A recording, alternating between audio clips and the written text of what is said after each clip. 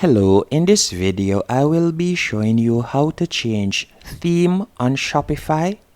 Once in your Shopify admin dashboard, as you can see right here, you are going to select Online Store from the menu option on the left hand corner.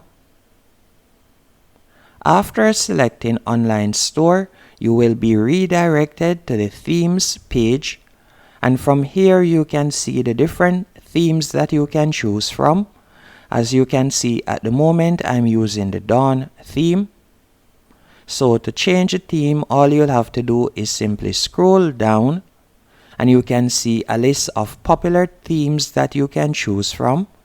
Or you could simply scroll down some more and you could tap on Visit Theme Shop to choose from other themes. Once you have found a theme that you like, you can simply tap on Add right beside the theme, for example this one right here. And once the theme has been added, as you can see it is doing right now, you would tap on Publish and that's it. Hope you found this video helpful and informative. If you did, be sure to hit the like button and subscribe, and thank you for watching.